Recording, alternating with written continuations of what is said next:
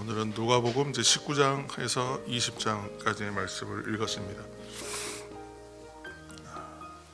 사랑하는 성도 여러분, 우리가 이제 계속 말씀을 읽어가고 하나님 안에서 신앙으로 살아가고 있는 성도의 삶을 살고 자녀로 살고 또 제자로 살아갑니다.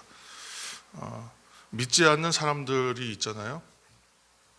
교회에 대해서 또는 신앙생활이라는 것, 믿음에 대해서 부정적이거나 회의적인 사람들이 교회를 비판해요.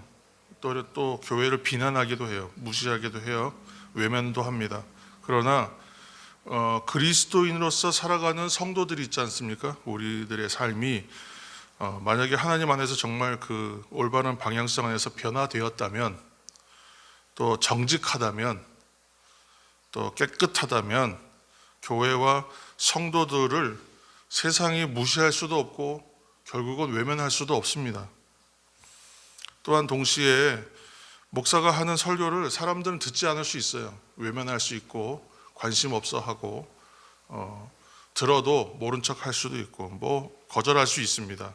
그렇지만 그리스도인들이, 우리들이, 여러분들이 진정한 하나님이 주시는 평안과 감사의 삶을 누리고 있다면 그 사람들도 그 삶에 대해서는 관심을 가집니다. 어떻게 이렇게 평안할 수 있지? 어떻게 그렇게 감사할 수 있을까? 하고 관심을 갖게 되는 것이죠. 그래서 우리가 그 변화된 새 사람의 삶을 살아가야 된다.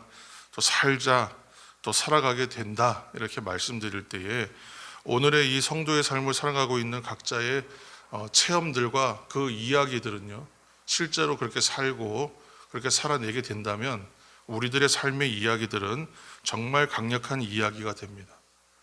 믿지 않는 사람들에게는 복음이 된다는 것을 여러분 오늘도 기억하시기를 축복합니다. 오늘 이제 우리가 읽은 본문에 유명한 이야기 하나가 등장합니다. 바로 이제 19장에 나오는 삭개오의 이야기.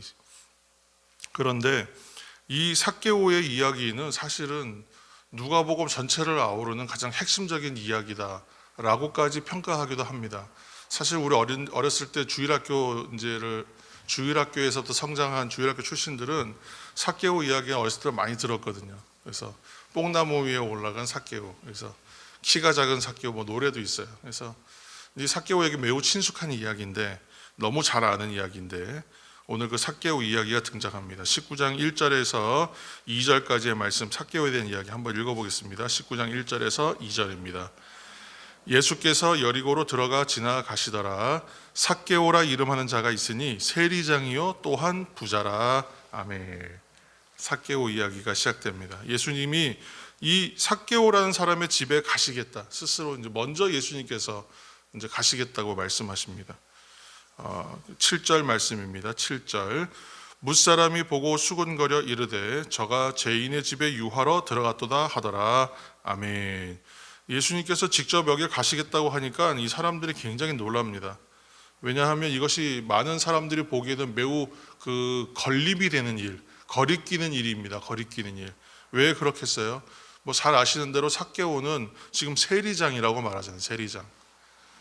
그래서 이 사람은 이방인은 아니에요. 유대인인데 세리장이라고 하는 얘기는 마태도 세리였잖아요. 마태도 세리였고 부자였어요. 그런데 삭개오는 세리장입니다. 그 세리들을 관리하는 관리예요. 그러니까 더 부자고 더 이제 사람들에게 질타를 받을 수밖에 없는, 당시에 로마 정부의 세금 징수원들로서 세리들이 일했기 때문에 그들은 동족인 유대인들에게 과도한 세금을 징수합니다. 그래서 거기에서 떨어지는 것들 자기들이 다 가지는 거예요. 그런데 이 사람들한테 상납받는 사람이 세리장이에요. 그러니까 아주 악독 위에 악독, 그러니까 악한 중에서도 더 악한이다, 이렇게 인정하고 매국노, 앞잡이 이런 이제 표현들, 그리고 당연히 그 시대에 생각하기에는 부정한 사람이요 죄인을, 그러니까 상종하지 않는 사람이에요. 그런데 그 집에 예수님 들어가시겠다고 하니까 사람들이 되게 당황스러워해요. 왜냐하면 예수님은 그래도 사람들 사이에 메시아로 오신 분이다라고 인정받고 있는 분인데 그런 분이 왜 하필이면 저 집에 들어가시는가, 이렇게 생각하는 거예요. 그러니까 이런 사람의 집에 어찌 주님께서 방문하시는가 하고 사람들이 불평했다는 것이죠. 그런데 예수님께서 이렇게 말씀하십니다. 10절 말씀을 읽겠습니다. 10절, 19장 10절. 인자가 온 것은 잃어버린 자를 찾아 구원하려 함이니라. 아멘.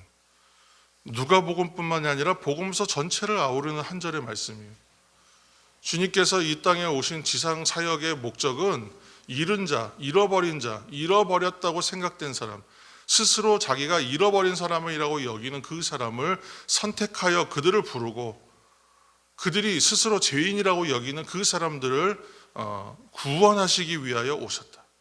나는 그들을 건지러 온 거다라고 지금 얘기하시는 것입니다. 그래서 20절은 삭개오의 이야기의 결론이기도 하지만 복음서의 결론이기도 해요. 그래서 삭개오의 일화를 통해서 우리가 발견할 것은 세리입니다. 세리, 민족의 반역자. 우리가 어떤 죄인도 회개하여 변화될 수 있다고 얘기하지만 이 사람은 변화되지 않았으면 좋겠어, 구원받지 못했으면 좋겠어 라고 여기는.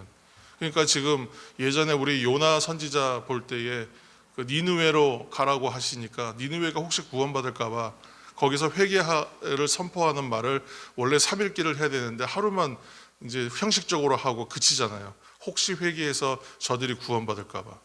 자기가 생각하기엔 저들은 민족의 원수고 마땅히 벌받아야 될 악인들인데 저들이 구원받을까 봐. 그런데 그들이 구원돼요.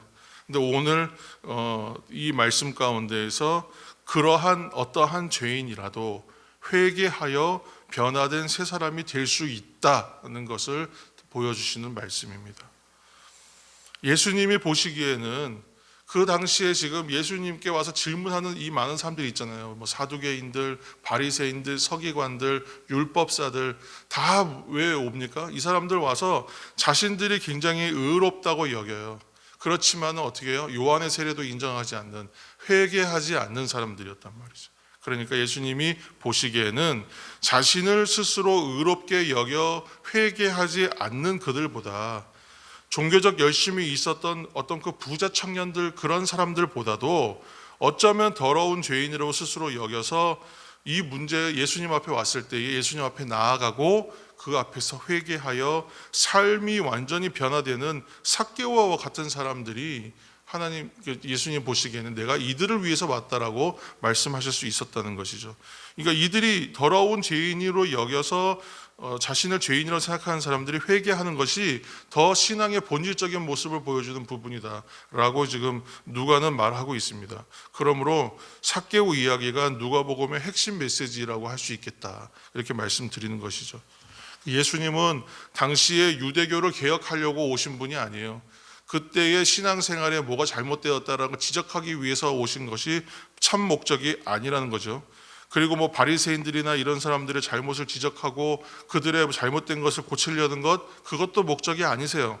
정치적인 왕으로 오시는 것도 아니고 군사적인 지도자로 오시는 것도 아니에요. 예수님께서 오시는 지상사역의 목적은 공생의 기간을 통해서 잃은 자를 찾아서 구원하시는 거예요. 그것이 본인의 사역이지. 이는 곧 자신들이 죄인이라고 여기는 사람, 자신들이 내가 죄인이라고 여기는 사람, 내가 잃은 자다. 지금 두 아들 가운데에 집 나갔던 그 아들과 같은 것이 바로 나다 라고 생각하는 그 사람, 그 사람들을 찾아서 회개와 믿음을 통해서 구원의 길에 서 있을 수 있다라고 선포하여 주시기 위해서, 말씀해 주시기 위해서, 내 믿음이 너를 구원하였다, 너의 회개와 변화됨으로 인하여 너는 새로운 삶을 살게 되었다라고 선포해 주시기 위해서 오신 것이죠. 그것을 위해서 공생의 내내 헌신하셨어요. 그렇죠? 그래서 오늘 이야기 속에서도 예수를 따르는 무리지은 사람들은 너무나 많았습니다. 그런데 그 중에 누구도 예수님께서 그 집을 왜 방문하시는지, 아 주님 그 집에 가셔야죠 말하는 사람 당연히 없었고, 그 집에 가시는 것에 대하여 인정하거나 이해하는 사람들도 전혀 없었어요. 더더군다나 예수님께서 그 집을 방문하심으로 인하여 이 죄인이라고 말했던 세리의 삶이 변화될 것을 예상하거나 생각했던 사람은 한 사람도 없었습니다. 오직 그런데 주님은 아시고 가시는 거죠. 주님은 아십니다.